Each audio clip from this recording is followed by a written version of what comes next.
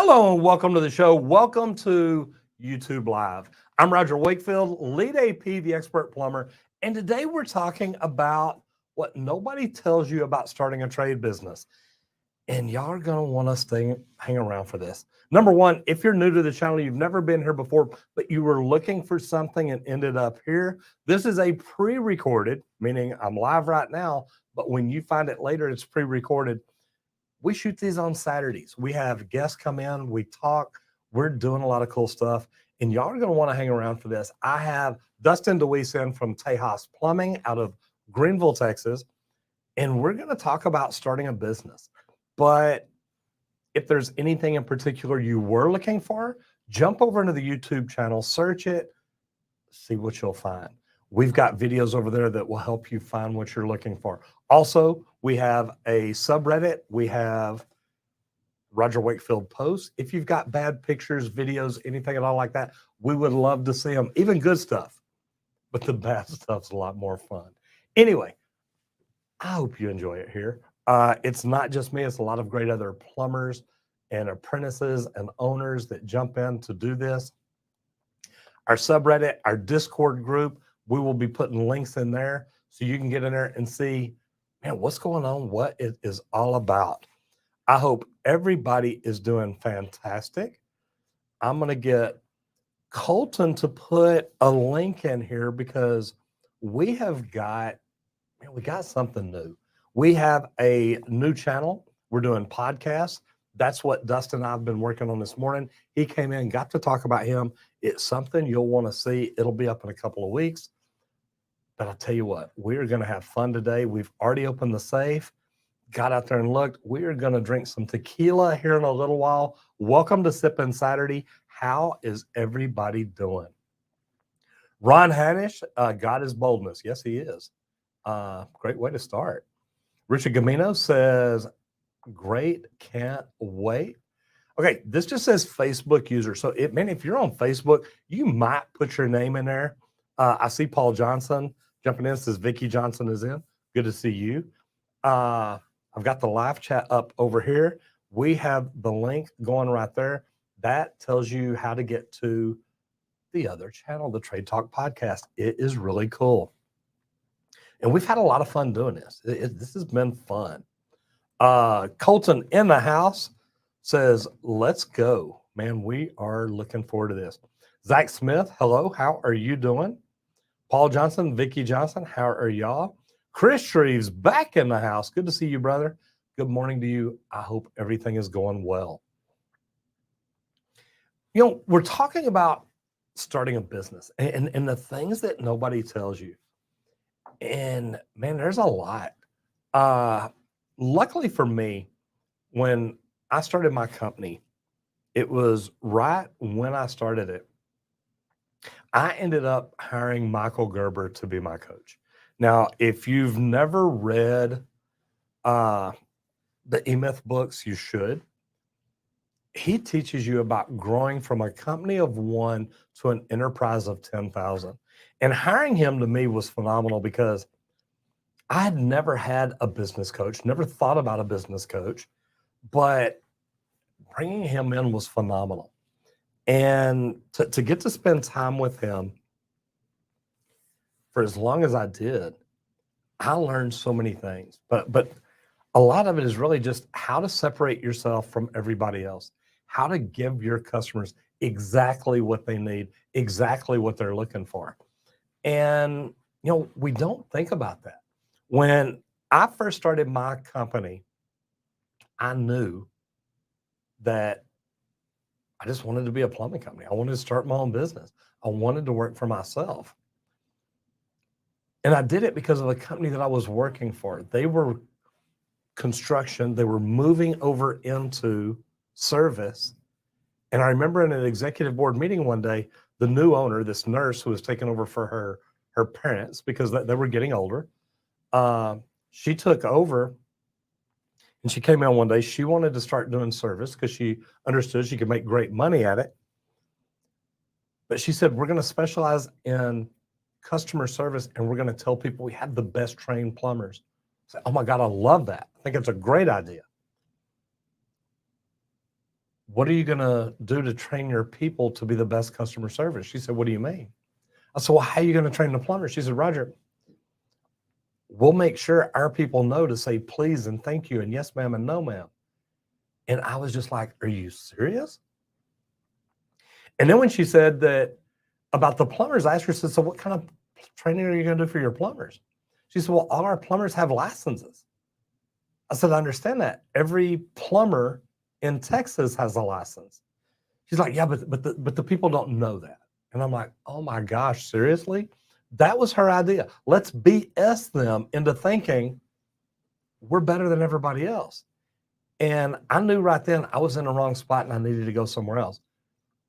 But you need to know this when you start your business. What differentiates you from everybody else? What can you do better? What service can you provide that maybe others aren't, or even others aren't doing the right way? What can you do that separates you from everybody else? Now, you need to have insurance. You need to have your name. You need to have your LLC. You need to have your Secretary of State documentation. There's so many things you need to do. But if you're going to be successful, you've got to figure out how to separate yourself from everybody else. So what we did, we decided we were going to specialize in slab leaks and leak detection, and we were going to work with real estate agents. And it worked out phenomenal. Chris Reeves, how are you? Good to see you in here. Earl Smith says, Maryland journeyman plumber here. Hello, Roger. How are things in Maryland? I used to have relatives that lived out actually in the Baltimore area, Prince Charles or something like that. John Fisher, good morning to you. Zach Smith, plumber apprentice, 3 years. Zach, I love that. What part of the country are you in? Matter of fact, where's everybody at? What part of the country are you in? Because look, this is something Dustin and I talked about earlier in the podcast interview. It's like, you've got to build a network. And I think that's what we've got here. We have got a great network. We've got a great group of plumbers that get in here. And I say plumbers, it's not just plumbers. I've had chiropractors in here. I've had dentists in here. I've had real estate agents in here that watch and say, man, I'm learning how to do business by watching you, listening to what you talk about. Paul Johnson from Indiana, how are you? There you go. What you doing, where you're from. John Fisher says, repair plumber from Mississippi. And Foxy Roxy is a Mississippi software engineer. Good to see y'all in here. Bill Torius, one of my great strengths in plumbing is my history in customer-facing careers. You know what? If you've got a career where you can deal with customers, you've got to learn to communicate with them. And communicating with them, talking to them, finding out what's going on. But one of the biggest things, and again, something we talked about earlier, we're taught how to read, write, talk, but we're not really taught how to listen. And to me, when you're in customer service, that is one of the biggest things. Listen to your customer. Listen to what they're telling you. And if you're not sure what they said, ask them to repeat it. Ask it a different way. Get them to say it again. That way you know what's going on. Mike, how are you?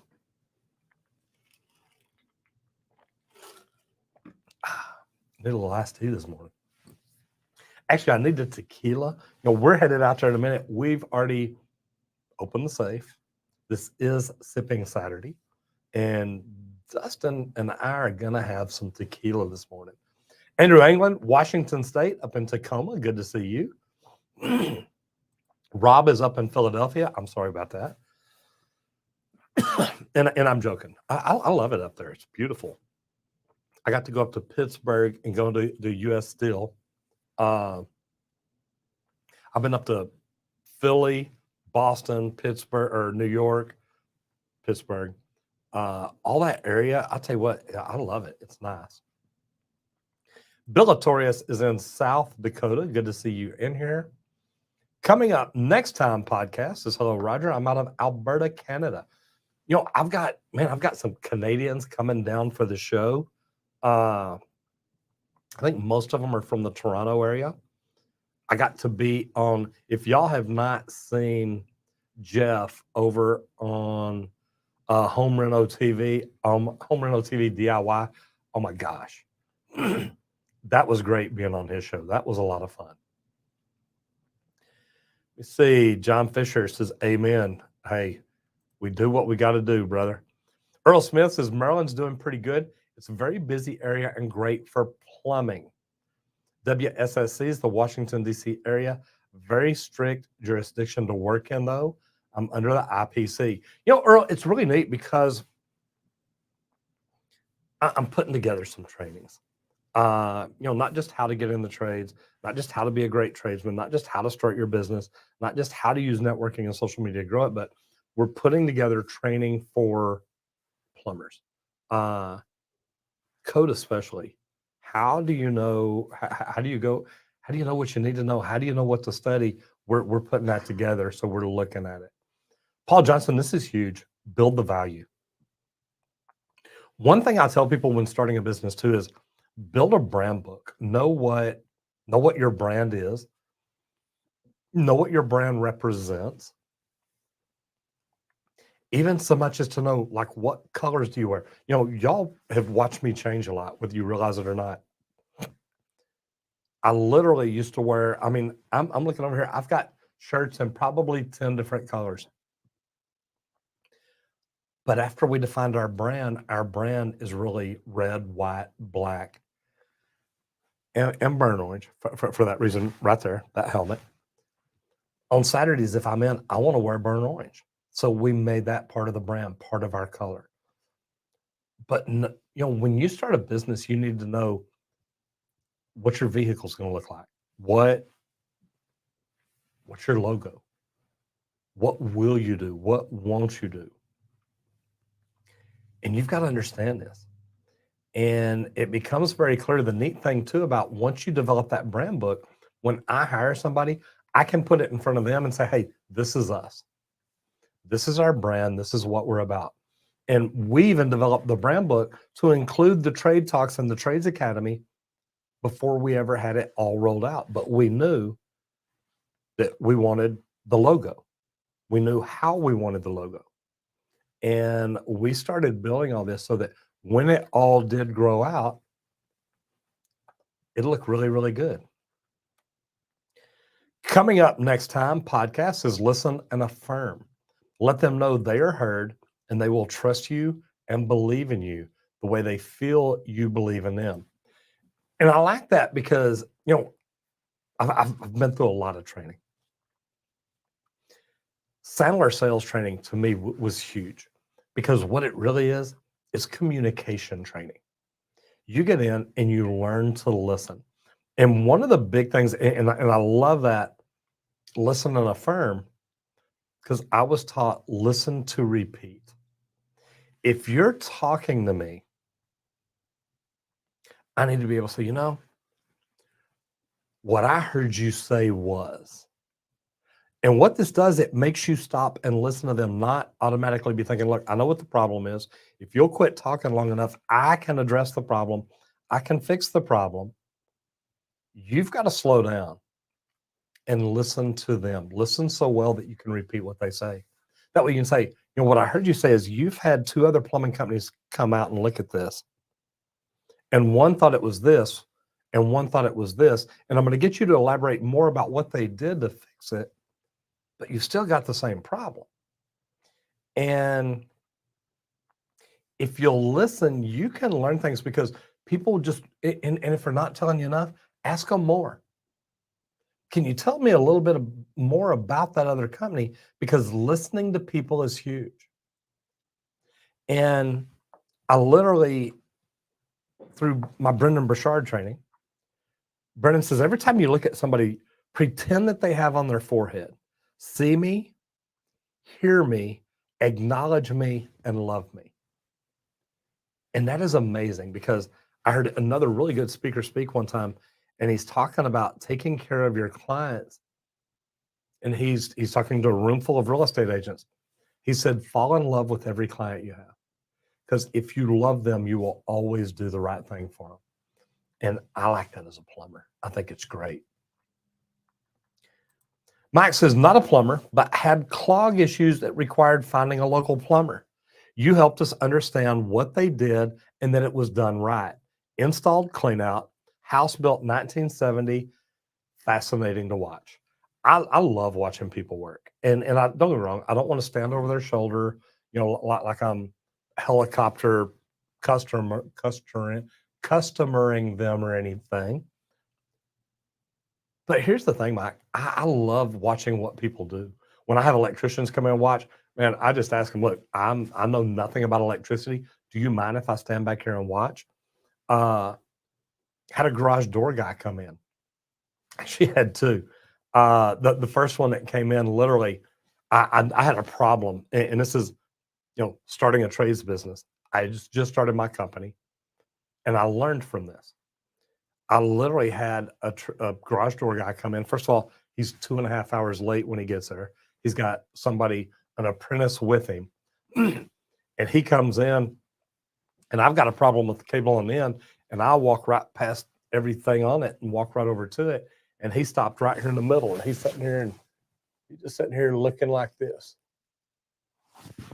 And I said, everything okay? He says, nope. He says, that big spring right there, he said, it's getting ready to bust. I said, excuse me? He said that spring. He said, that is the second largest spring made for residential installations. And I'm afraid to touch this door. I'm afraid it's going to bust. He said, I'll tell you right now, that spring's going to bust this next week. And I'm like, really? You can tell that just by looking at it? He said, oh, yeah. I got lots of experience at this. I said, man, you're good. You're real good. I said, okay. I said, well, how much is that? He said, well, you're lucky. I have one on my truck. He said, and that particular spring's $800. I'm like, man, I'm lucky. He said, yeah, everybody doesn't have them on the truck. So, okay. So, well, let's get over here and look at this cable. He looks at that cable and says, yeah. He says, it's popped off. Once it pops off once, it needs to be replaced. That's another $250. I'm like, wow, we're at $1,050. He says, yeah. He says, plus the $129 service fee. I said, man, it's a lot more than I thought. He says, yeah. I said, do me a favor. I said, what? He said, what? I said, get out of my house. And he looked at me. He said, excuse me? I said, look, I don't like being BS'd. That's the only problem I have. That's what I want fixed. He says, well, I'll leave as soon as you pay me my $129. I said, I'll tell you what, I'm fixing to go get my pistol and I'm going to come shoot you because I've asked you to leave and you won't do it. And he said, didn't they tell you there'd be a service fee? I said, they told me I could get somebody out to fix that for $129. I said, oh, well, there's a misunderstanding. I said, yeah, but it wasn't on my part. So I'm asking you one more time to leave. So he turns and he sees these two water heaters. And he says, this is pretty bad from somebody in the service industry. And I said, sir, here's the difference between me and you. I service people. I don't try to rip them off. Guys, that was 7-8 years ago. That spring is still there, believe it or not, and it hasn't busted or exploded. I had another garage door company come out, and when I told him the story, the guy just laughed. And so he gets over and he messes with it. He fixes it. He said, well, hit your garage door opener now. I said, it don't work. The remote don't work. He says, not the remote. He said, this particular brand, they have a PC board that goes out. He said, I can probably get you one for $99. I said, what are you going to charge me? Come back and put it in? He said, nothing. He said, I'm already here working on it. He said, I'll just get it ordered. Next time I come out this way, I'll put it in. Called me a week later, said, hey, I got it in. I'll be out this day, and this day next week in that area. Would you like me to swing by? Literally came by, spent 10 minutes, put it in. It was phenomenal. John Fisher said, I'd like to see how other countries plumb. We've done some of those videos, John. We do need to do some more of them. Michael Gomez, how are you? Says, I do HVAC from Southern California. Michael, I got a good question. And man, you got a cowboy star there. What's up? You do HVAC. Do you have to have a HVAC license? I know you have to have like a HVAC master license, like a contractor license. But me, I'm a certified technician, HVAC technician here. I just don't do it. So just curious though. Alan Woolbright, not sure what the wow is about, probably the garage door guy. Paul Johnson says Johnson Family Plumbing, our customers become like family. Love that.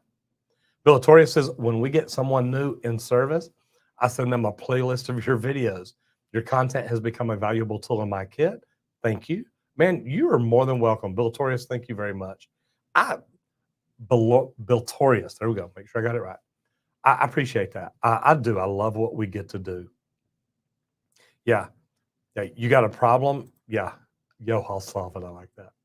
Earl Smith says, and yes, y'all, that's Dustin getting ready to be out here in a minute. Y'all definitely want to hang around for this. This is going to be good. Earl Smith says, I've been watching you for years now, Roger. You're inspiring. You always preach the best.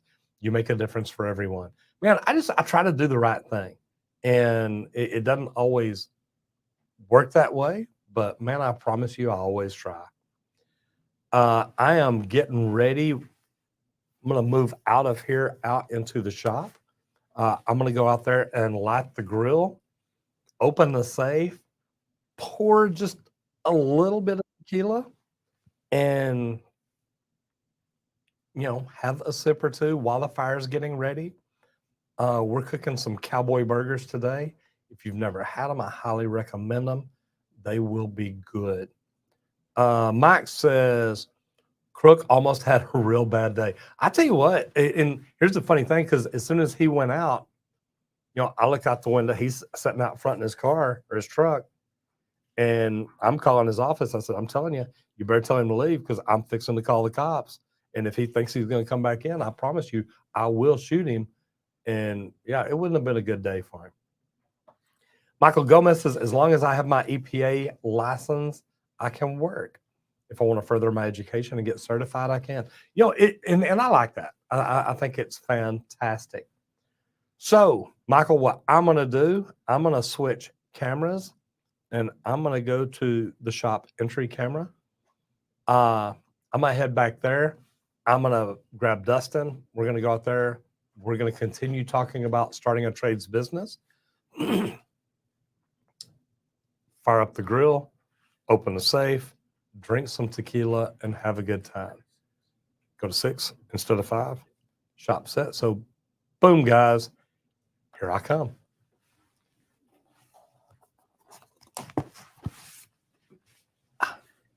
And turn Dustin's mic on. You already out there? Oh. Ready?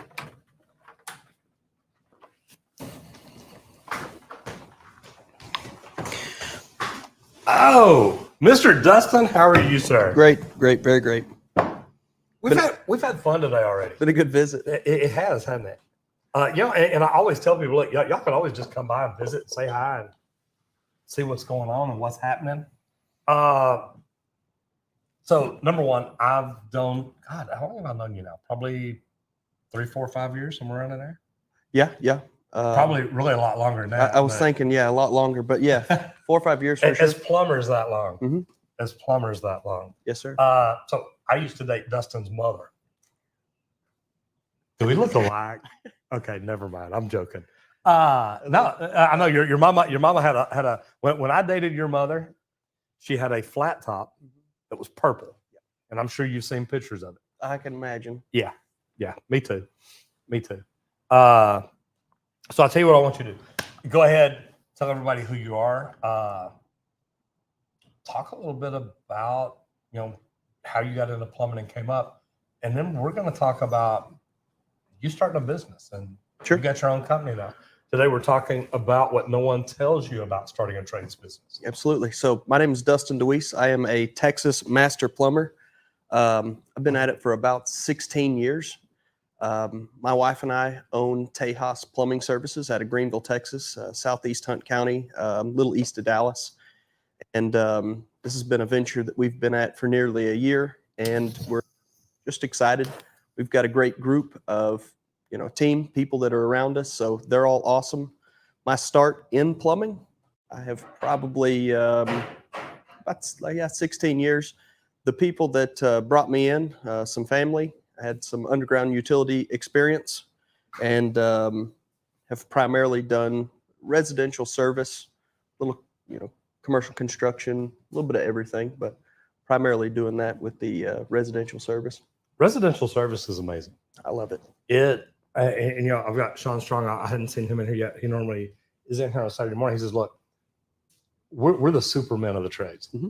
We take care of people when they have an emergency. And I'm not saying there's not an electrical emergency and there's not a HVAC emergency.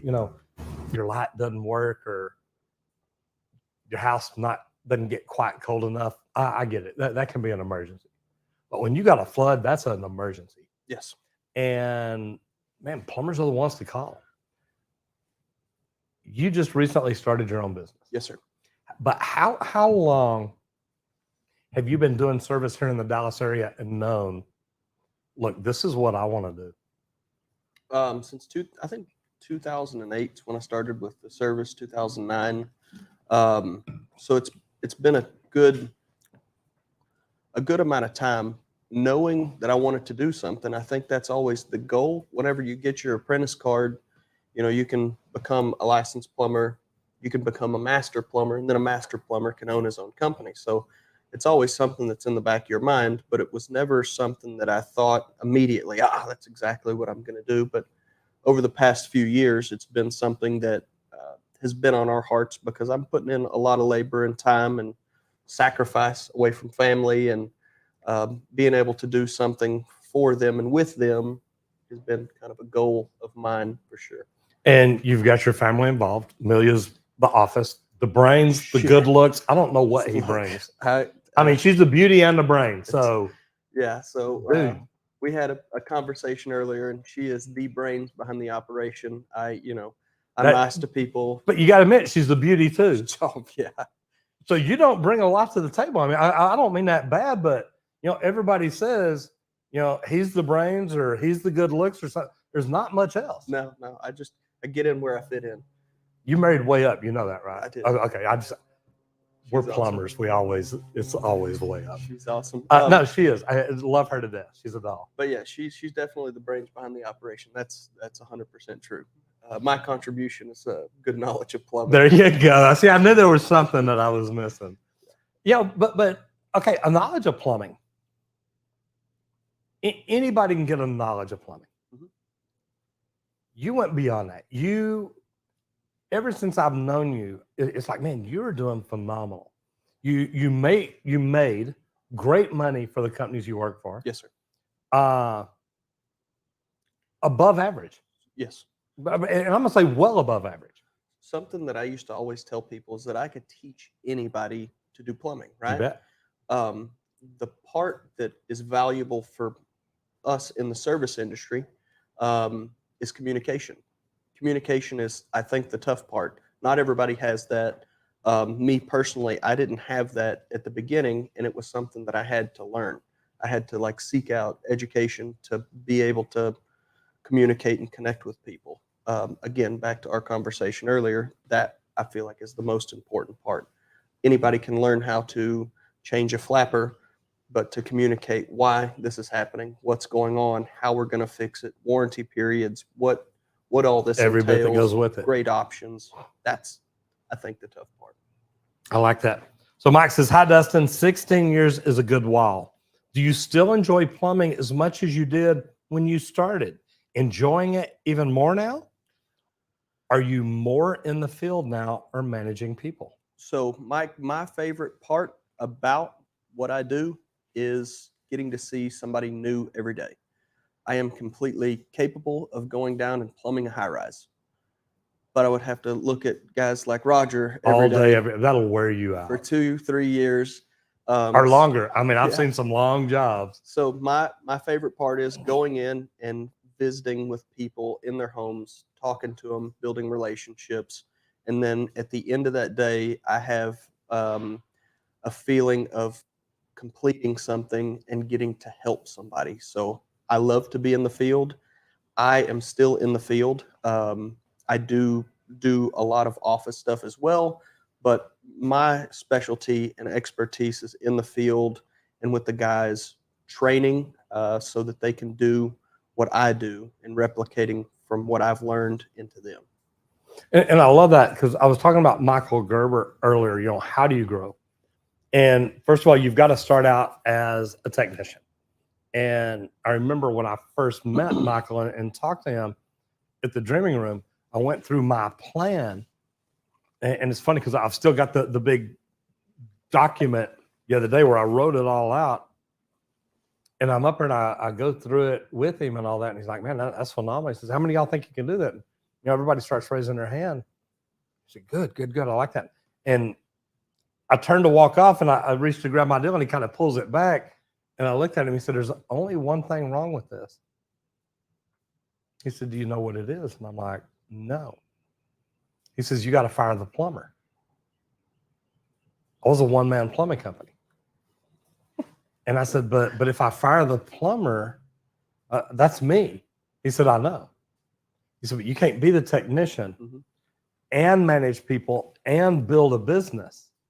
You need to get plumbers in, because you need to fire the plumber so you can move up and do these other jobs. Because to be honest, you're either the technician, the manager, or the entrepreneur. Sure.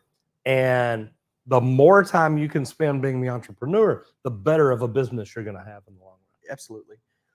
Having a business partner, a best friend, and hot wife is super plus to me. Plus. So we get to share the load on ideas. She dreams big, and then we execute together. So having her as a strategic, partner in life and in business has been amazing to me, because if this was up to me, man, I maybe working out of the bed of my pickup truck and just kind of doing this by myself, and making a good living.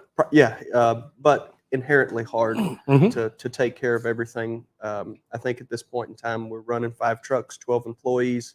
It's a lot. Just managing everybody is a lot. So we share the load on that. Making sure that everybody's happy, knowing what their strong suits are, how they're motivated. Those are all things that I'm continuous learning process. So 5 trucks, 12 employees.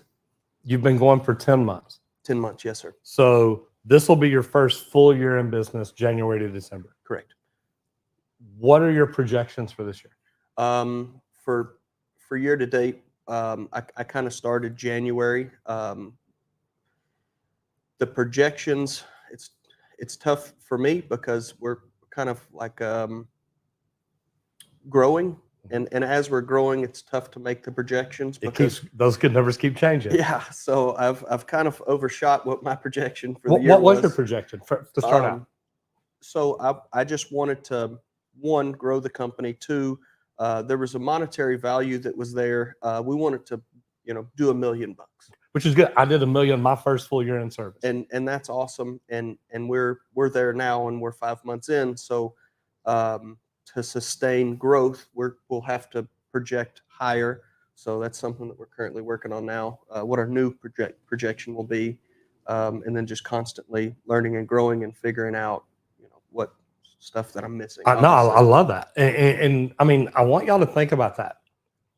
To project $1 million your first year, number one, that scared me, because pretty much it was me and another plumber then. And it's like, okay, how are the two of us going to do $1 million?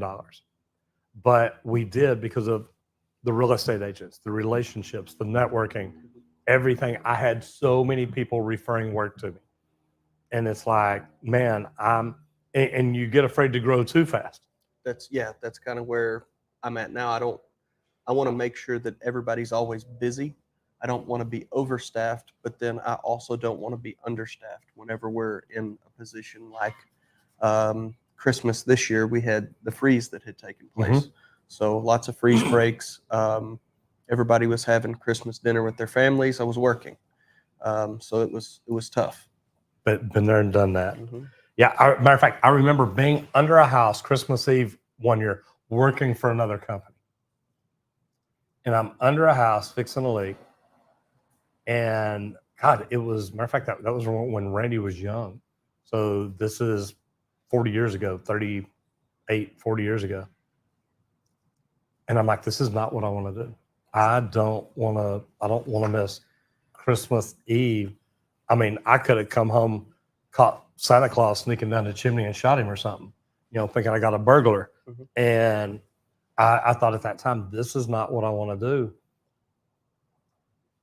And me, we just started growing and started looking at, do we want to work weekends? Do we want to work evenings? Do we want to have an on-call person and all that before I sold out? How big do you want to get? I like the idea of having 10 trucks, Mhm. but I don't really. We make plans. The plans change constantly. Yes, they do. So I don't know. I feel like if we were at 10 trucks, that would be awesome. I don't always make the plans. You know what I mean? We do what we're supposed to do, and then we're set up. God provides for us, and Makes things happen for a reason. whatever the provision is, we're willing to be good stewards of whatever we've got. So however that works out, we have our plans, but then those always change. So I love that. Earl Smith says residential service is where it is at. We are house doctors. There's so much truth to that. And one thing that I love about me and the way I always did business, I'd go out and tell people, look, I'm here to help you take care of your house. Yeah. I don't mean just plumbing. You need an electrician, I got one. You need an HVAC guy, I got one. You need a roofer, a painter, a drywall, I got guys that are going to help you take care of your house good. And they're like, why would you do that? Because I look at you and me, we've got a relationship here. My relationship with you is to help you keep your house the way you want it. Do you want to upgrade it? Do you want to make it better? Do you want to make it amazing? What do you want? Because I have people that can help you do all those things. Yeah. And that's really a big deal. So at the end of the job, it's like, hey, thanks, man. We really appreciate you guys, and this is great. Well, that's what friends are for. That's something that I tell 90% of my customers. Hey, that's what friends are for. We appreciate you. Thank you for having us. Let us know if we can be of assistance in the future. Make sure that they have contact information for me, and I'll tell them, hey, listen, if you have questions, you want to change out all the toilets in your house, and you want to know what a good brand is, give me a call. I'm happy to help with that kind of stuff. Yeah. And from the bottom of my heart, I mean that. Here in just a few minutes, once I kick my phone back on, there's a good chance that I'm going to have some sort of correspondence from someone, be it in the company, in the family, or a customer reach out. I'm going to take the phone call on a Saturday. I'll visit with them, and it's not an inconvenience for me to have to do that. So I enjoy it. I love it. So Michael Gomez says, I stopped doing plumbing when I was struggling to unclog a main line for over an hour, and the jetter company came and cleared that line in 10 minutes. I went HVAC and said, I'm done. I felt like you should have just got a jetter. Yeah. There was no reason to leave. Now that was somebody showing you what you needed to do it right. I had an apprentice call me one day. We talked earlier about being able to call each other. Sure. Well, and I say apprentice, he's a tradesman. After he became a tradesman, he called me. He said, Roger, look, I'm up on a house. And he says, he was an apprentice when I had him. And I guess I'll always think of him that way. He's on a house, and he says, Roger, he says, man, I've been up here trying to clear this drain for like 2 or 3 hours. I'm like, well, what's wrong? He said, well, I don't know. I'm going through. He says, I think I'm just poking a hole in it. I said, I don't know. I'm like, well, is there another line up there you can go through? So, well, yeah, but about 10 feet over here is a 3-inch. I said, go through that. That'll take care of your problem. Because he had already told me how things are laid out. Mm-hmm. Calls me back 5 minutes later. He said, I'm done. I said, good. I'm assuming you got it. He said, yeah. He said, how did you know that? It's like, man, you just got to look at everything. Sure. You explained to me the way it was laid out, where your problem was. Whenever I walk up to a house, and let's just say it does say something about a stoppage. You already know where the cleanouts are. I'm looking in the yard to see, is there a city tap? Are there cleanouts in close proximity that I can see? I've looked at the vent stacks to get an idea of where, potential access points are, exposed cleanouts on the walls, just being vigilant.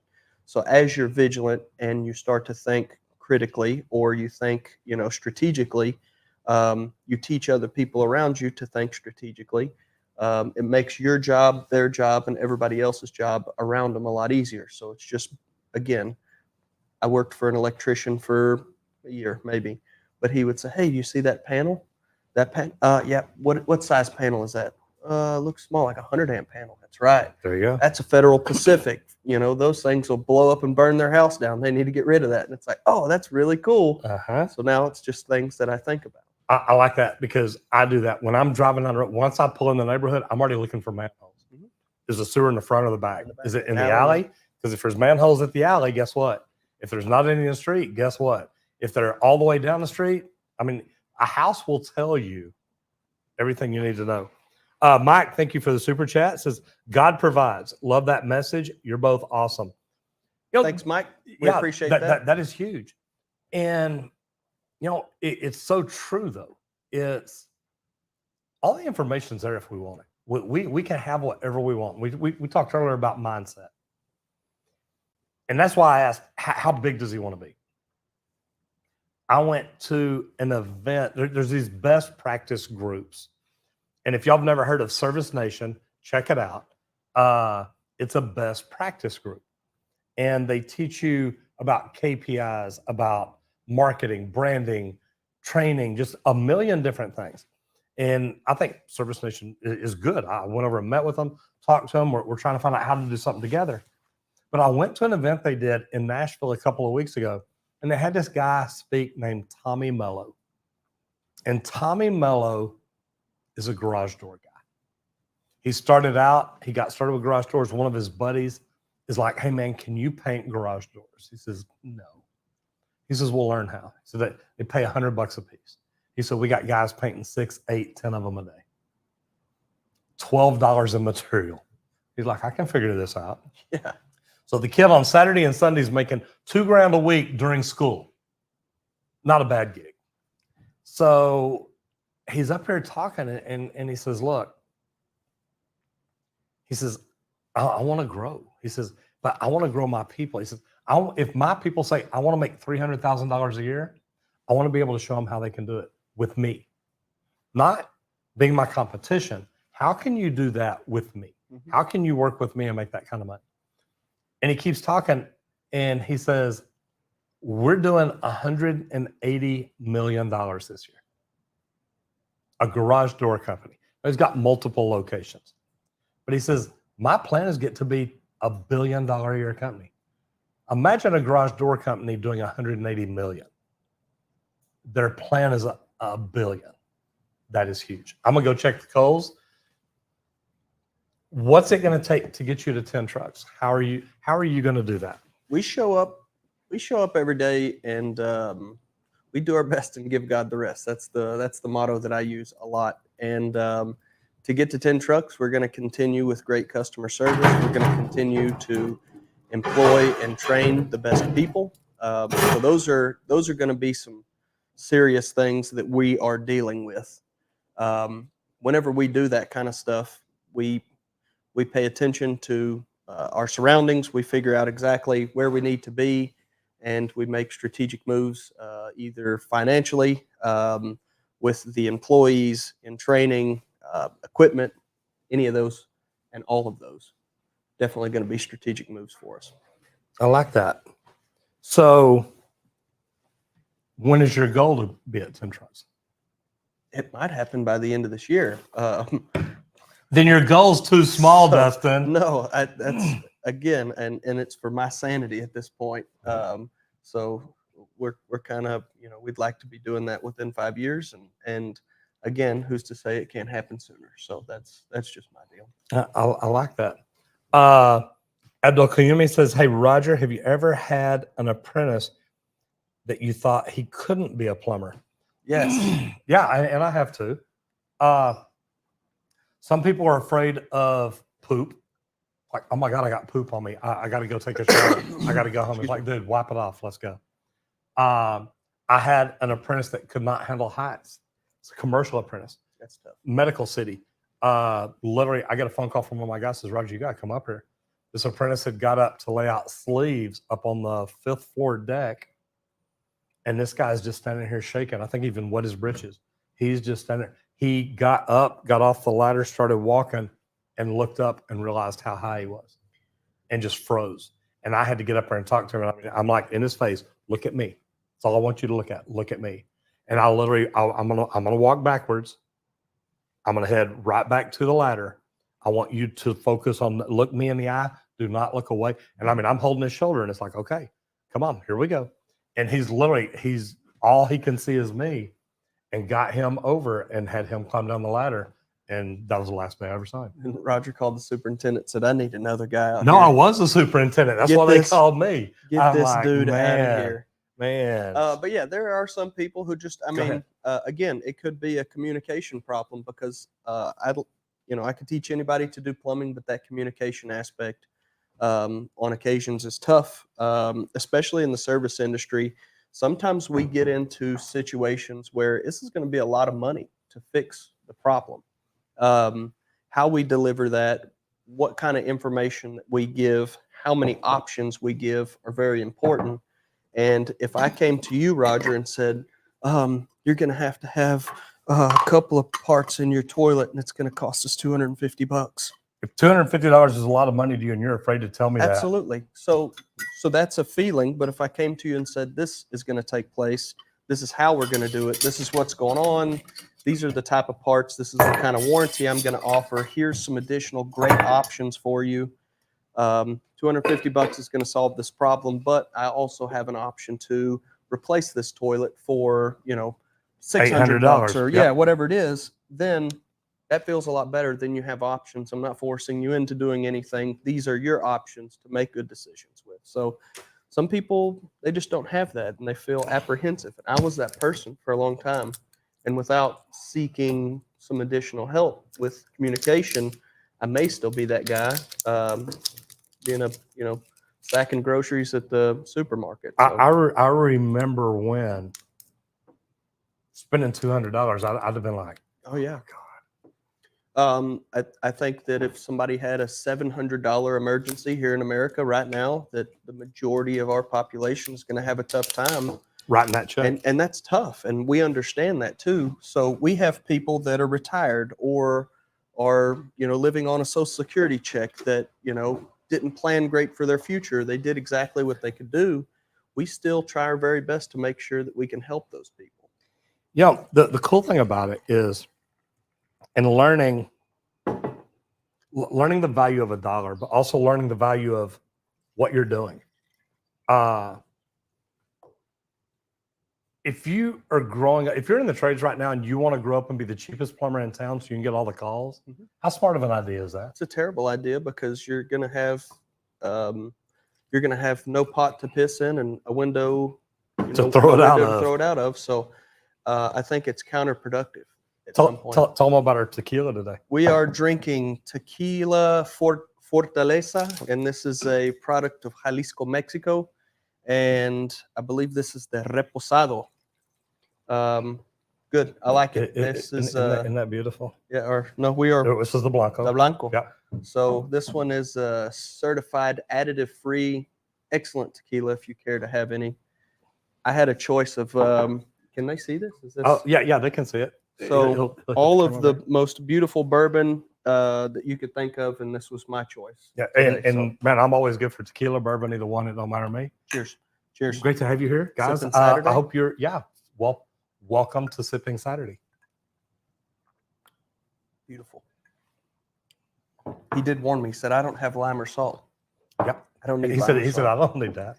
So this is good. Does your company do time and material or flat rate pricing, and why? Jack, this is a good question. Yeah. We do flat rate pricing. I'm kind of the mastermind behind our flat rate price book. There's a cost of doing business, and we understand that cost of doing business needs to reflect the tasks that we're doing. So all jobs have particular, amount of time that would be allotted for them. And as long as we're efficient with our time, we can be successful. So there's not any surprises for customers. So if Roger, his company said, yeah, we do time and material, water heaters about $800, and then ever how long it takes to put it in and what kind of parts we need. Yep. And a lot of people still do that. They do. But at the end of that deal, if they used gloves or paper towels or flux, there's a charge for consumables. There's a charge for a 3/4 inch 90 in this. We try our very best to make sure that we're keeping all of that in mind because it's used regularly. And it just makes it a lot easier for us to bring this flat rate price to a customer and say, hey, it's going to cost X amount of dollars. If we get it done quicker, please do not punish us because we were really good at our job. This is, over the lifespan of, 10, 16, 25 years, ever how long you've been in business, took you to learn how to do that in an hour. And here's a good thing too. A good thing to think about, and this is why I love the flat rate pricing. You're younger than me, more energetic, healthier, yada, yada, yada. I'm giving you a lot of credit here. We both go out on two separate jobs. Houses are identical. We're both installing water heaters. We're both working T&M. You get in, you knock it out in 3 hours. Yeah. And I can't even tell them, guys, look, I got 43 years experience. I've got more experience than him. Mm-hmm. I'm good at this, yada, yada, yada. Well, I'm old and tired and sore. It takes me 4 hours. If our T&M rate's $200 an hour, and I've seen that T&M rate a lot, it's actually pretty low.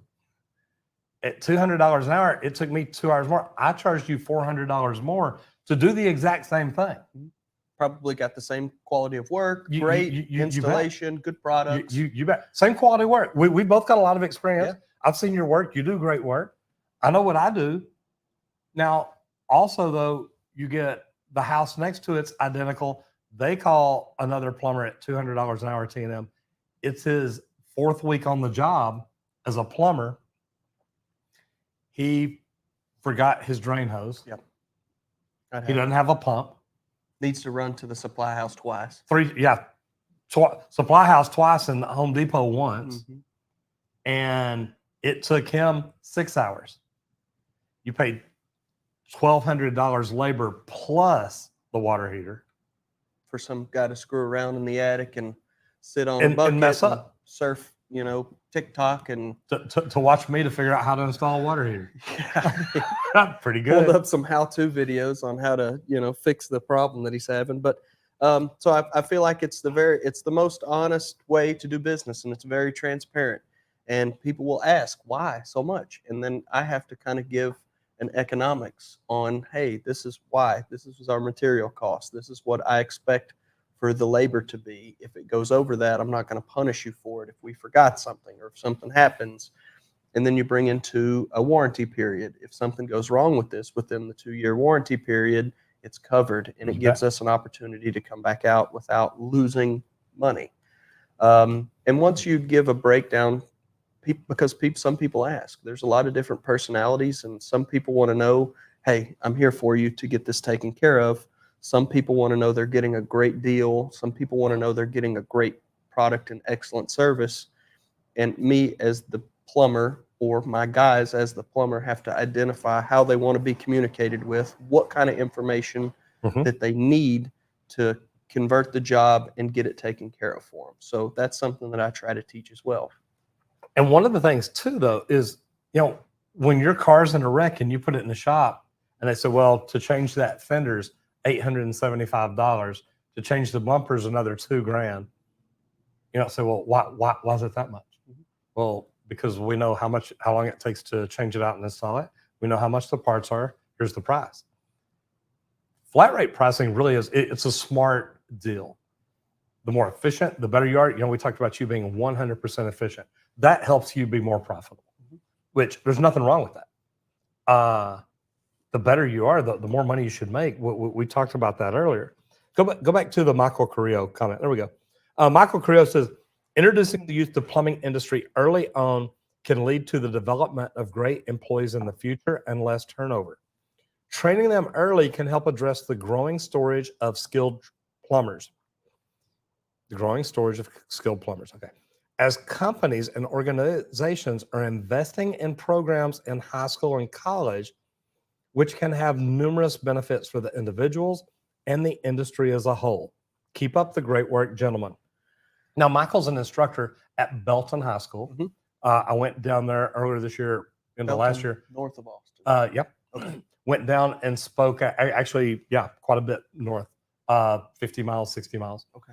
And went down for plumbing day. They had different reps come in. They've got students, and I love this. They've got students that get in this class, And it's like, what do you want to learn? Plumbing, electrical, carpentry, masonry. Man, had some great kids in there. But I got to go down for plumbing day and talk about that. So it was really, really neat. But he's right. And Texas is doing a deal now where in high school, if the school has everything set up with the Texas State Board, the TEA, and everybody else, they can take a kid for 3 years, sophomore, junior, senior year, give him enough training. And I think there's some external too. But where when the kid graduates high school, he can go pass his tradesman exam. That's awesome. How much would you pay a tradesman right now?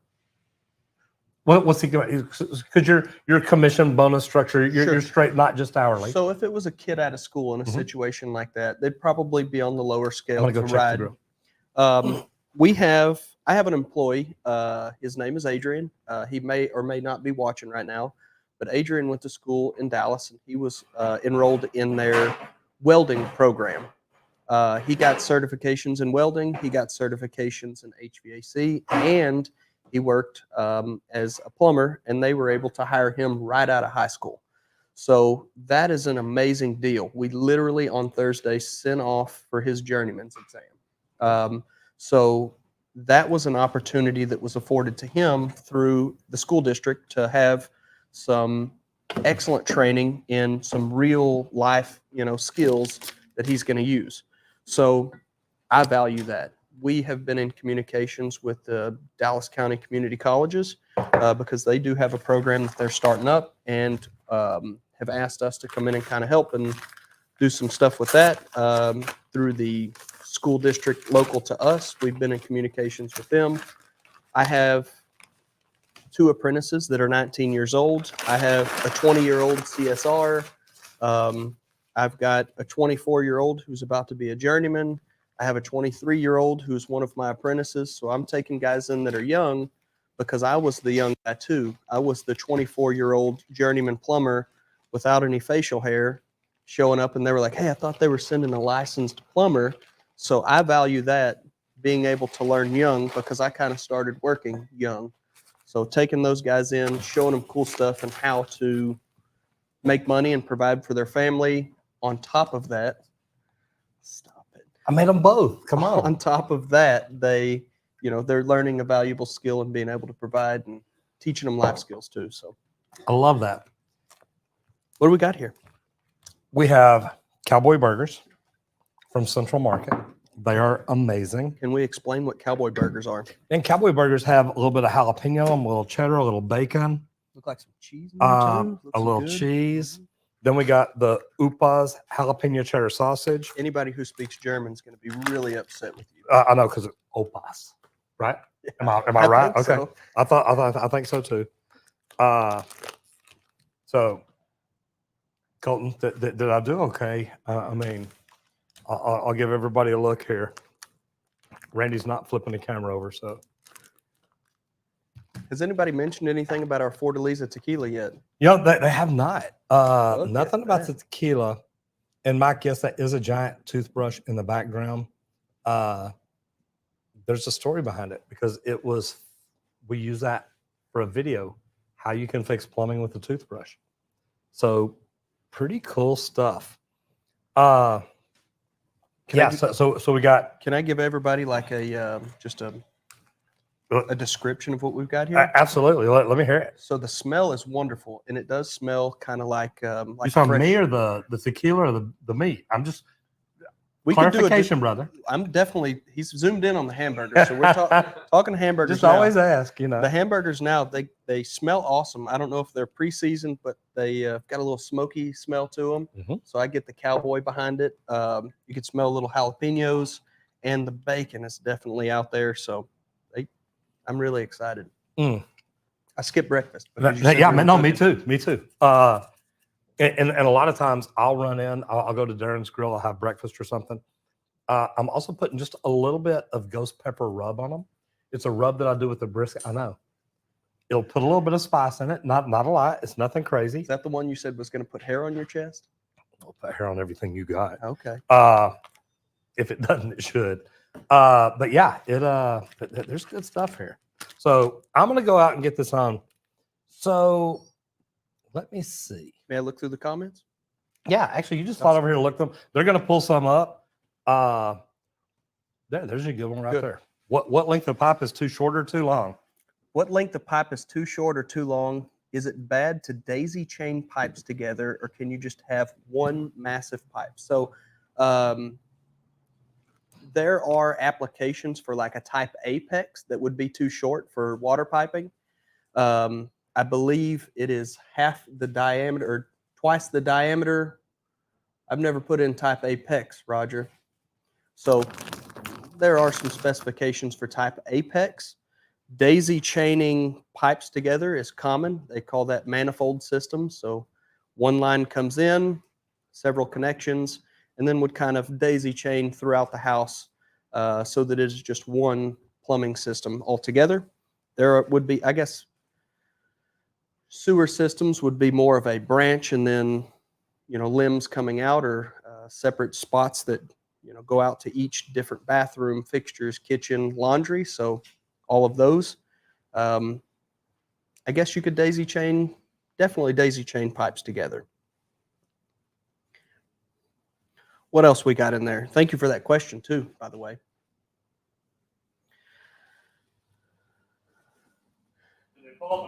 Hey, Dustin, wondering if you're a MAP or a NOMAP.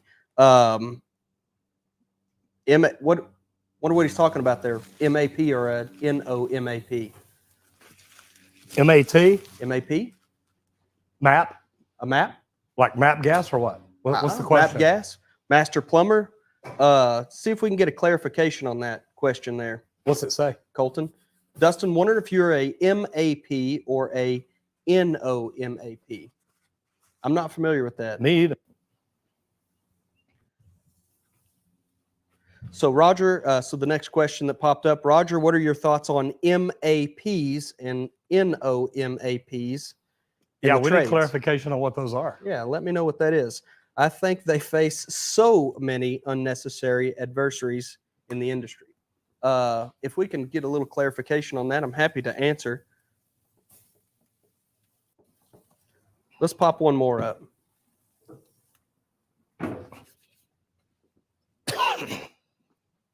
Oh, yeah. This is going to be good today. There we go. We got another one. I failed my journeyman test 3 times. On the 4th try, I passed. I had to sit through classes to learn what to study for and how to find the answers in the code book. Earl, I'll tell you what. Congratulations on passing. passing. Congratulations on passing. One of the top real estate agents in Dallas talks about how he failed the real estate exam 21 times. Think about that. You fail an exam 21 times, but you keep coming back. Roger, I got something for you. Let me hear. There is a physician student, right? He's going through and he's gone through medical school and he gets 70s the entire time. Mm-hmm. Do you know what they call him when he graduates? Yeah, doctor. They call him doctor. Absolutely. Right? Maybe not the one I'd want to like remove my appendix or operate on my clavicle. So, but they still call him doctor, right? Mm-hmm. This guy passing his journeyman's exam after the 4th time. Pop in. Yep, you're in. Passing his journeyman's exam after the 4th time. Still going to be called a plumber. Still a plumber. You're still journeyman plumber. You're still capable of doing anything that all of the rest of the licensed guys are doing. And so congratulations. Here's the other one too. When's the last time that you walked in the doctor's office, looked up to see where his diploma was from? He may have got it at Phoenix Online School. Okay, I'm just saying. When's the last time you walked in and looked? Wait, where'd you graduate from? And then when was the last time you said, well, what was your GPA? Never. Never. None of us do. Man, here's the deal.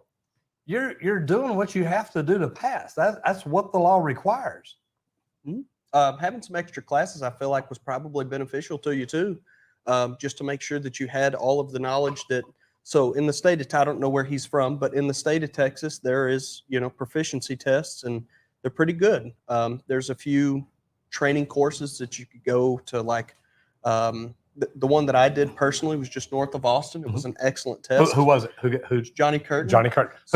Who helped write the plumbing exam for the master. Yeah. So Johnny Curtin was excellent. He gave me, they asked some questions about shoring, which is great to know, especially as a master plumber. And, getting into big projects like that, but it was shoring with timbers, wood. Okay.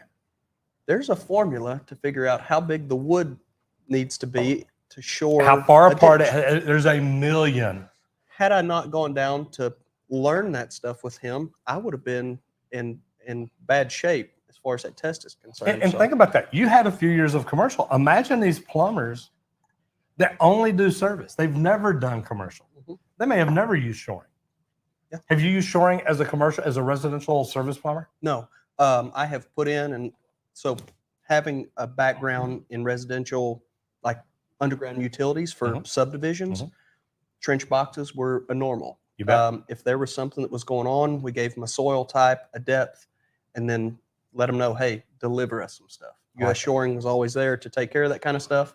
So that would be my method to this day. I don't think I'd ever go down to the local hardware store, Menards, Home Depot, Lowe's, none of the above. Why'd you pick Menards? Well, they know Menards around here.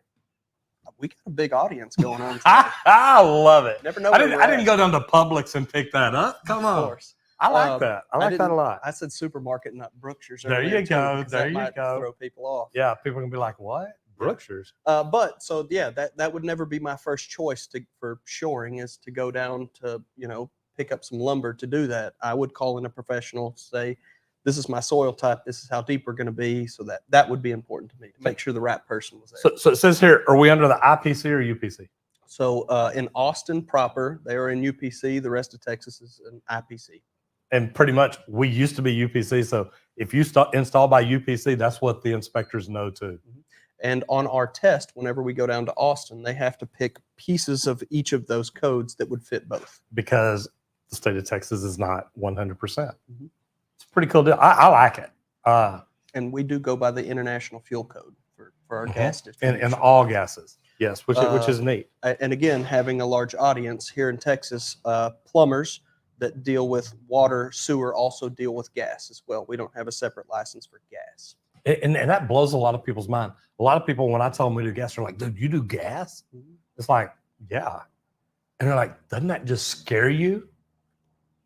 It's just like water. If it don't leak, I did my job right. Yeah, absolutely. Gas. So here with the gas system, we have a large natural gas system. There's a couple of large providers here local to us. In my area further east, we have LP gas. So I am registered with the Texas Railroad Commission to deal with LP gas as well, or propane. So that's also super helpful to us. And I love that because I had to get registered. I had to get my LP endorsement because I built the big plane out at DFW Airport that they set on fire. And studying LP gas was cool. Are you doing anything with septic? We don't do a lot with septic. We do have a strategic partner that we utilize for our septic. Gosh, those burgers look great. So a strategic partner that we do a lot of business with, there's reciprocity right there. So if something's going on with the plumbing side, we take care of it. Septic side, we make sure that they're taken care of. I like that. So what problems do you run into with septic? What do you see a lot of, or do you really see a lot of it? So we see a bunch of septic, and there's we've trained the girls in the office to make sure that they have had some sort of a septic issue addressed with the septic company. It's kind of a prerequisite. When was the last time you had it pumped? Again, I'm not on the phones every day, but there are strategic questions that we ask to make sure that it's been maintained. If it has not, we would highly suggest them having the septic professionals come out to either look at it, address it, maintain it, pump it, whatever needs to be done. I like that because I'm looking at a property outside of Saxe and Wiley, and one of the things about it is it's septic, and it's got like 3 or 4 different septic systems. Nice. We've got a question here from Kevin Nunez. Thank you for your question. 8 years doing plumbing, 3 years since we started our family business in California. We're looking forward to grow. Thanks for share all this knowledge. Kevin, congratulations on 8 years of doing plumbing, and congratulations on your family business. I go down and we visit in California once a year. We try to at least. We have some family in Orange County. So if I go into a hotel room or someone's home, the plumber inside of me opens the cabinets to Dude, find out. it how to ain't do just a that. plumber and you. It's all. I've had people ask me, why don't you pull out a video camera when you do it? You ever seen that trap arm that's like 8 feet long because they moved it over here? It is funny. But yeah, congratulations. And this is why I do what we do, just to kind of share with everybody. And having Roger on is awesome. He provided some excellent tequila and some burgers. It's kind of how he lured me in. I know. I said, you want to come in? And he said, no. I said, dude, I got tequila. I said, well, wait, what kind? I said, it's good tequila. He said, okay. He did check for hospitals. I know, making sure you were alive. What's the next one we got there? Has anyone used the plastic line set system yet? Python is the brand my distributor carries, but I refuse to use it before it's been on the market for a bit. Plastic line set. I'm assuming you're not talking PEX. You're not talking about a plastic manifold or something like that. Plastic line set. You familiar with plastic line sets? No, sir. Number one, Patrick, what part of the country are you in? And are you talking like a manifold, or are you just talking like a PEX system where you're talking Python compared to Uponor, Vega, Sharkbite, yeah. Anybody else? Yeah. Zern. Please give us a little, refrigeration lines. Not my field of expertise. Plumbers sir. don't deal with refrigeration, brother. It's really funny because, and thank you. I've worked with a big mechanical contractor, the one I was director of operations on. Anytime we had any refrigeration lines, ammonia lines, stuff like that, they had relatives for another state. These guys traveled around the country. They'd come in and work for a day or two and take off for a week. They made so much money doing big refrigeration. I feel like plastic line sets would be pretty neat because I'm on let's just say a traditional HVAC system for a home.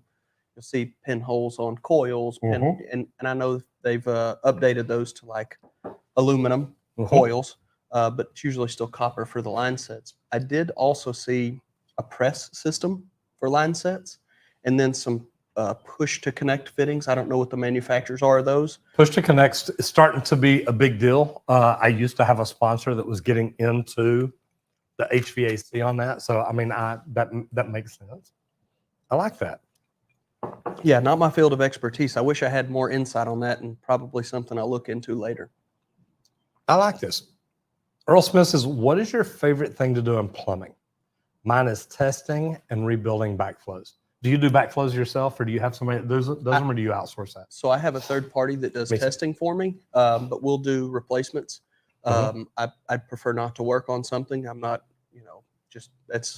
we'll do replacements. I used to have my license. I used to have my BPAT, and it's like I'd use it a couple of times a year because, man, there's so many people out there that do it relatively inexpensive. Oh yeah, and it's like it's not worth it for me to invest the hour to drive somewhere, do it, drive back, then register everything, get it all, and I'm like, you know what? $7,500 is usually a going rate for having someone do testing for us, so it's not easier for me. Takes one thing off of my plate too. And Earl Smith, what I would tell you is, what do you charge to do a backflow preventer, something like that? John Fisher says, what's the cost per 1,000 gallons pumped out in Texas? We don't pump. Plumbers don't. It's you've either got a septic, what do they call it? On-site sewage. They come in. There's pump trucks, all kinds of things. Do you do any pumping at all? No. Again, having a strategic partner with pump trucks makes sense. That would be something that we send over to them. Again, we try our very best with Tejas to make sure that we are making our job a little bit easier, and then we're also enriching the lives of people around us. So that would be way easier for us to send it over to someone with a $200,000 pump truck. Yeah, no doubt. And you don't buy one just to keep it around in case you need it once or twice a year? That'd be nice. John, thank you for that question. I wish I had more insight on that. And again, hearing all these questions is going to help me to look into all this stuff just a little bit more. I know everybody's mouth's watering. We can see like the juices dripping out. They're wanting to know if they can have a burger. Yeah, all they got to do is be here. The next time you're in the Dallas area, you give Roger a call. He says that they look yummy. Give me some heads up. That's all it takes. A little heads up is amazing. John's also getting his license for backflow this week. Congratulations, John. That's awesome. That is great. Continue to do that type of stuff, to educate yourself. And the more certifications and licenses that you have, it makes you more valuable to whoever, you're working for. If you're working for yourself, you're working for someone else, it makes you more valuable. We got Patrick. The question is, I'm a small business making plenty of money, but I'm not just in it for the money. I also enjoy customers and enjoy what I do. It's a perfect day if I can install a good system and keep my customer happy. Patrick, so with us, it's the exact same thing. I have great customers that have turned into friends. If I can be out with one of my crews and just spend the day with them, and we are profitable, sometimes we're not profitable when we're doing that stuff, but it's awesome to be able to sit there, hang out, fellowship with those guys, and then at the end of the day, feel like that you have helped somebody, or you have just taken care of a good long day's work and had a great relationship with the people around you. That's why I do what I do. And that's why I would prefer residential service over a commercial application of plumbing any day. So yeah, thanks for that, Patrick. And I feel like you and I share the same values there. So what is your most profitable job? Where do you make your most money? Water leaks. Slab leaks? Mm-hmm. Yeah, water leaks. It's labor heavy, parts light, so those are always more profitable for us. Whenever we have sewer repairs, I bring in personally a third-party excavation company in most cases to dig. Me myself, I have dug tunnels, trenches, made spot repairs inside of homes. See, I don't dig tunnels. I've never done it myself. It's like there's companies that do that. It's scary. But there was a local guy here that kind of had a situation where he didn't go home to his family, and I don't ever want that. So I bring in professionals for that. And it happens quite often, not just here or around the country. It's, man, that's tough. Yeah, that is tough. Plumbers, man, look, and that's why we always have a third party come in. You've seen them, 3 foot wide, 3 foot tall. The sides are smooth, nothing sloughs off. Line them with plastic. You said the other day you're crawling 6 inches of sewage. Yeah, that was a shady deal there. Under a hospital. How far were you in? 25, 30 feet, not far from the access hole. It was a pier and beam access, but it was a nasty deal. We've been in the nasty holes before. Tyvek suits with. Wait, I didn't say that, did I? We've never been in nasty holes before, have we? Yeah, speak for yourself. Plumbers. Henry Wakefield says, I bet being a plumber in Greenville puts you across some interesting installs. What is the craziest thing you have come across so far? Weird stuff in crawl spaces. The weirdest things that I see is usually people who are hoarders. That's weird for me. But when there's like people with a bunch of pets, that's weird. You see a bunch of like handyman install stuff, which is always kind of comical, but it also kind of hurts your feelings at the same time, because no telling how much they spent to have that. We'll call it a shitty install, and then they have to call us to fix it right. So there's been a lot of stuff. I walked into a house one time, be like the worst house I ever went into. It was bed bugs or fleas or something, and they got all over us, and that was probably the worst. That is not good. Yeah. But yeah, out in the country, you see country plumbing regularly. Thanks for that question. Rack on our brains. We'll think of that one too. What's the weirdest thing you've seen? I got a call from a plumber one day, said, I've got a job you need to see. It's up just north of Dallas. And it was the craziest PEX installation I'd ever seen. There was PEX pipe everywhere. Under the ceiling. They didn't install anything inside. Oh my gosh. I know. Looks horrible, doesn't it? Can't believe you're going to force me into this. I know. They look hot. They're just a little spicy. So we had cowboy burgers. Cowboy burgers. and those were from Central Market. Central Market. And then we had Opa sausage. I didn't see Give you specifics a on little that. thick one here. Ooh, does look excellent. It does look pretty good, don't it? Mm-hmm. Grab you one of them big dogs there. Here's your knife. Go ahead. Thank you, sir. It's a halfway clean table. Let me see here one more time. If you can't tell, we like spicy around here. We got jalapeno mustard. I left the ghost pepper rub out there. Jalapeno cheddar sausages. There's jalapenos in the burger. Let's see how I cooked them. Beautiful. Still a little pink. Look at that. I like it. And how did we cook this? Everybody saw the flames out there. I know. You know, I'm looking for a sponsor for a pellet grill, something like that.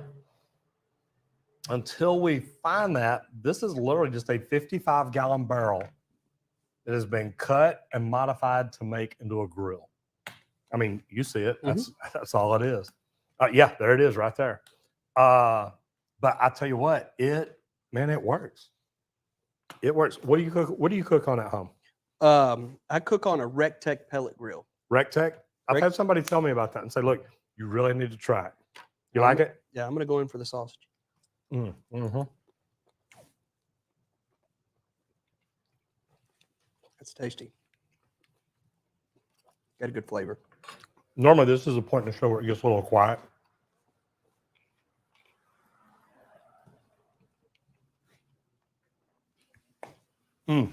Ghost pepper seasoning on the burger's excellent.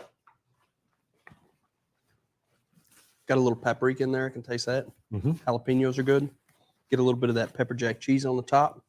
And see, tender as my heart. Then some tequila to just kind of smooth it down.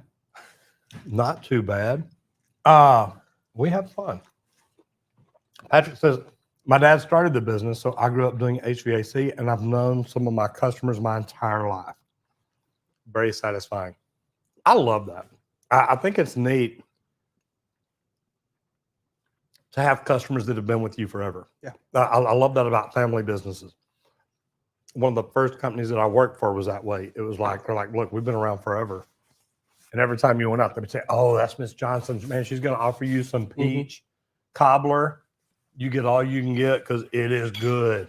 And man, they just knew. So wonderful. Randy, Colton, if y'all want to slide out here, Earl Smith says he has a Rectech too. Rectech. I love it. I'm gonna have to check into it. See, I've got a Traeger at home. I've been wanting to try Camp Chef, and I really want to try the Yoder. So from my understanding, I have a very good pellet smoker, right? And they stand behind their stuff. They're great. I've had one warranty issue, and I literally spoke to the vice president on the phone.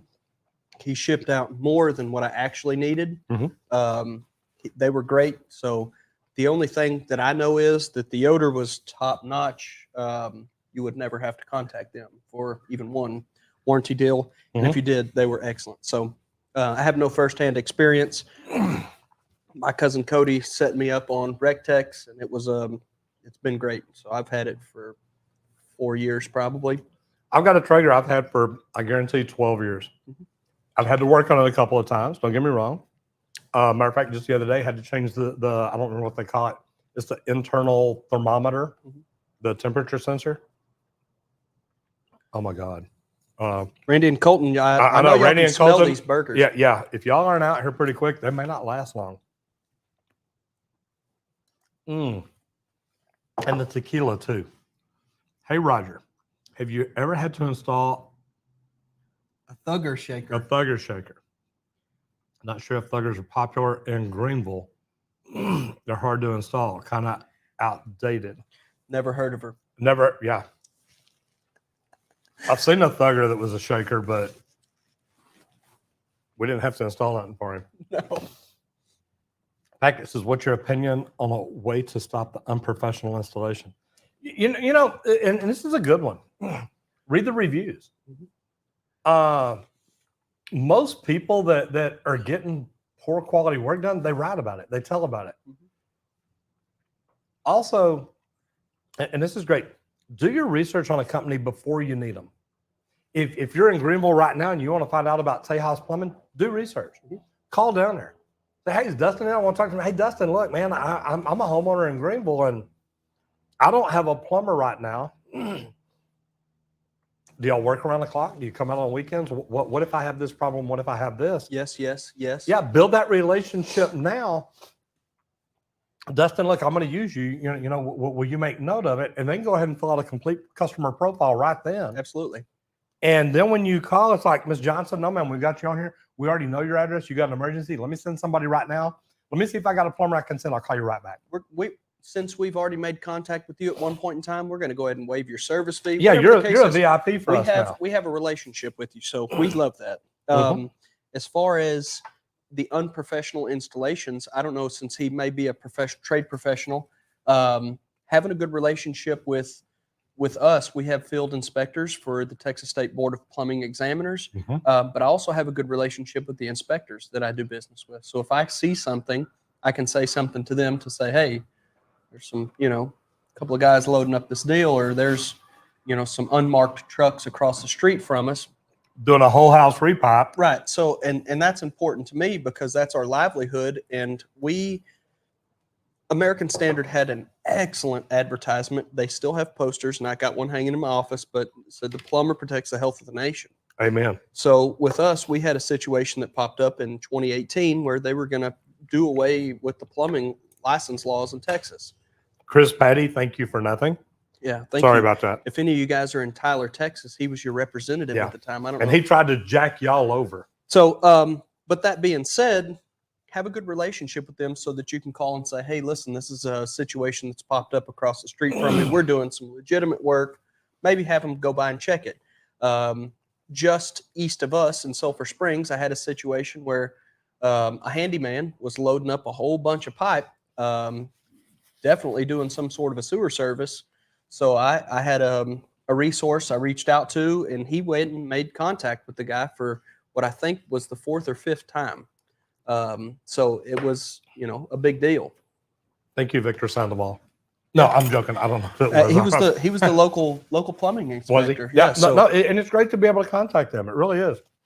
And here's the deal: when you build good relationships with them, I've seen plumbers, they get busy or whatever, and maybe their insurance expired or their RMP lapsed because of that, or they didn't get down to take their test, or something happened. Continued education ran long. Yeah, and they're like, "Hey, man, don't know if you know this, your license expired. Y'all need to fix that." It's like, oh my God. And I've heard a plumber saying, "Man, look, thank God they called me." I thought about it within 3 days of mine going out. It's the end part of September is when mine goes out, and I jumped on and did a correspondence course. Got it sent over with relationships that I've built with all of our CE providers over the years. They expedited it to get it sent over quickly. I paid my fees, and I was good. Never lapsed, but it's great having somebody that you can contact personally and saying, "Hey, Diane, I got a problem. Hey, Mary, hey, get you fixed up." No, I love that. I've done the same thing with PHCC. Hey, I can't get into a class. I've waited till my last 4 weeks, 5 weeks, 6 weeks, whatever it is. 3 days, like me. Well, I haven't waited that long, but luckily I've got people here in the office that keep an eye on me, like, Roger, you got to do this. When you going to do it? We had a global pandemic happen. Man, we did. Took place. How's my burgers? They're excellent, man. The sausage is great too. That spicy mustard is really good. I guess Randy and Colton just are, I don't know, degenerates. What don't care for pork sausage or hamburgers? I think they want to see if we could eat it all. We're gonna do our best. We'd have to go through a lot more tequila for me to eat all this. It is tasty. What do they say to other plumbers who think that your company charges too much? I'll tell you what, I love that. It happens a bunch. Yeah. We provide a different kind of service than everybody else provides. I provide health insurance for my people, life insurance. Like there's a lot that we go over and above. With us, we provide training. We make sure that everybody does, has what they need, and they have a great living wage. And our cost of doing business is probably not the same cost of doing business as the guy that's literally next door to me. And I know that's not the case because I keep my guys with great equipment, stock trucks, nice trucks, new trucks. You know, I keep, that's very important to us to make sure that we have, you know, wrapped trucks, which they show up. We don't carry the minimum general liability. We carry a $2 million policy with I add-ons. always carry to it. double insurance. Yeah. My umbrella, I think it's, what is it, 2 million or $1,300,000? Yep. I was like 5 million, 2.5 million. I'm like, look, I want to be covered. So that's something that I do different, so that if I am in a nice home and something, you know, unfortunately happens, that we're covered. It's not, you know, they're not coming after me and my family. They're not, Mhm. you know what I mean? So we do. The reason that we charge more is because we do more. There's a new, you know, something new that's happening. Last question here, guys. We've actually gone over. Thank you guys for sticking around. I know. We're like, man. Jonathan says, hey, Roger, started watching you when I was in high school. Now first year apprentice at local 15 in Minnesota. Congratulations, brother. Yeah, hell yeah. Congratulations. I dedicated my inspiration to you whenever people ask how I got into plumbing. Yeah, I love that. And it does. It makes me feel good. I cannot tell you, you know, Randy could come out here and tell you, we went to Orange County, Flow Expo, PHCC West, and we walked in, and it took us an hour to go 150 feet because we had, I'm going to say 50 to 100 people come up, want to shake hands, take pictures. We gave away swag. We did everything. So, Jonathan, thank you very much. I appreciate that. That to me is one of the coolest things. I have people send me business cards, take a picture of their van. Hey, I started watching you 5 years ago. Now this is my plumbing van. I just started my own company. That's awesome. So I do. I love stuff like that. Thank you so much. Yeah, Jonathan, congratulations, man. Stick with that stuff. That is so cool. Don't ever stop learning. I said that was the last question, guys. No more. Take Or advantage. no, bring it back up. You already put it up. Take advantage of everybody, you know, that's teaching you stuff too. I want you to keep that information and always remember it. Earl Smith says, I've come to notice taking house pressures is so overlooked. Find lots of work just by taking simple house pressures. Of course, if it's too high, over 80 psi. Yeah.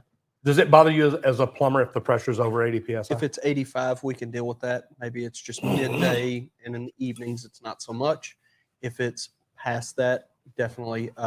Anything over 80, the code book says should be dialed down to 80. So whenever we're doing repairs or anything that's happening, that's just common practice for us to just take a pressure test. My house is over 100, has been for 21 years. It doesn't bother me. And that's the way I look at it. It's like, look, it hadn't caused any problems for me.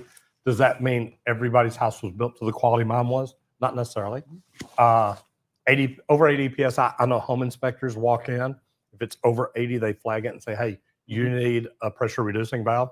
I don't disagree. I'm not going to argue with them. That's what they're taught. I try to talk them away from it. I've had them come in at 82 psi and say, you need an RPZ. It's like, no, you don't. Yeah. Let's don't worry about that. So with the newer stuff that they're manufacturing, you can. So your house is, when was your house made? 2001. So 2001, they had a little different building practices Mhm. 22 years ago than they do today. So the plastic internal components, the supply lines, everything is rated for 80 psi. And what manufacturers will do is kind of the bare minimum just to make sure that they can adhere. And that's fine. That's how they stay profitable. If they made the Rudd Monell water heaters, there's still some that are in use from the 1960s that I've seen, which is awesome. But if water heater manufacturers always did that, then they'd all be busting at 6 years. Yeah, we'd all be at a or they'd all last forever. Yeah. So I want to say thank you to everybody. I do appreciate y'all being in here. If you like what we did today, give us a comment. Let us know. Do you like Dustin? Did you not like Dustin? I mean, it's like, let me know. That's fine too. I know. Yeah. I'm okay with If that. you don't like me and you like him, I'm fine with that. I may let him do it by himself one day. Look, if you liked it, give us a thumbs up. Let us know. Share it with your friends too. I do appreciate y'all being here. You definitely need to go check out, scrolling across the bottom, our new YouTube channel, the podcast. Go check it out. Dustin's will be up there in a couple of weeks. We talked about Jimmy Dale earlier. He's one that we've already got in there. Go check it out and let us know what you think. But I do appreciate y'all being here. Y'all be wonderful. It was fantastic. Thoroughly enjoyed it as always. Randy Colton, if y'all want anything to eat, y'all better hurry up. I'm Roger Wakefield. This is Dustin. Check out Tejas Plumbing. And remember, this whole thing was sponsored by Leak Pro. Go check it out, www.leak-pro.com. Have a great day, and I will see y'all next week.